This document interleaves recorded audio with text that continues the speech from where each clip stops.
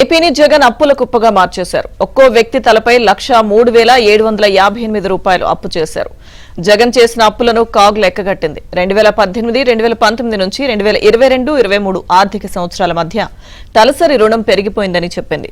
2018-19లో రాష్ట్రంలో ఒక్కో వ్యక్తిపై 50,157 రూపాయల అప్పు ఉంది. అయితే 2019-20లో బడ్జెట్లో చూపని రుణాలు కలిపితే 73,525 రూపాయలకు చేరింది. ఇక 2022-23 నాటికి ₹1,00,000 దాటింది.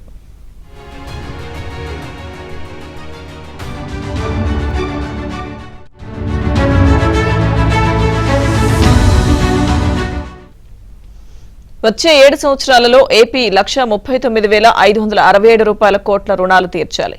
ఈ భారాన్ని అధిగమించేందుకు ప్రభుత్వం అదనపు వనరులను సమకూర్చుకోవాలి, ప్రత్యేక ప్లాన్ రూపొందించుకోవాలి. దీనికి సరైన ప్రణాళిక లేకపోతే అభివృద్ధి చేయడానికి ఆస్కారం ఉండదని కాగ్ తెలిపింది. 2022-23లో తీసుకున్న అప్పుల్లో 68.51% పాత రుణాలు కట్టడానికే సరిపోయింది.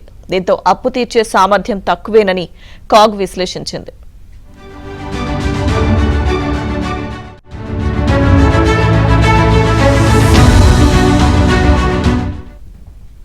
జగన్ ప్రభుత్వం 2022-23లో 341 రోజులు అప్పులపైనే ఆధారపడింది. ఆ తర్వాతి రోజుల్లో వేస్ అండ్ మీన్స్ అడ్వాన్స్లు, అలాగే ప్రత్యేక డ్రాయింగ్ సదుపాయం, ఓవర్ డ్రాఫ్ట్ కింద అప్పులు తీసుకుంది. ఆ సంవత్సరంలో 1,18,039 కోట్ల అప్పులు తీసుకుని తీర్చేసింది. దీనికి వడ్డీ 148,60,00,000 చెల్లించింది.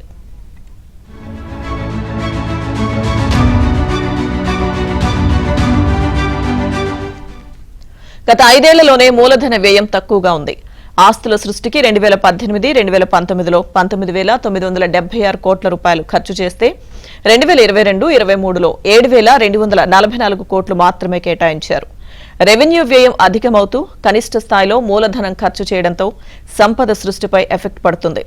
₹1 ఖర్చు చేస్తే ఆర్థిక వ్యవస్థకు కేవలం 0.96 రూపాయల మద్దతు ఉంటుంది. అదే మూలధనం అయితే 4.8 రూపాయల ప్రభావం చూపుతుందని కాగ్ వెల్లడించింది.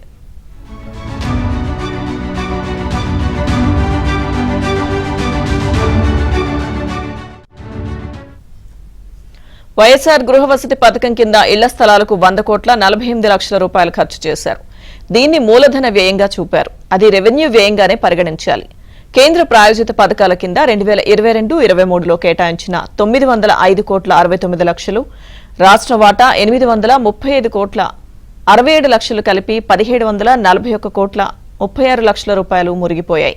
ఇక రాష్ట్ర ప్రభుత్వ పథకాలకు కేటాయించిన 7,346 కోట్ల 35 లక్షల రూపాయలు అడుగంటిపోయాయి.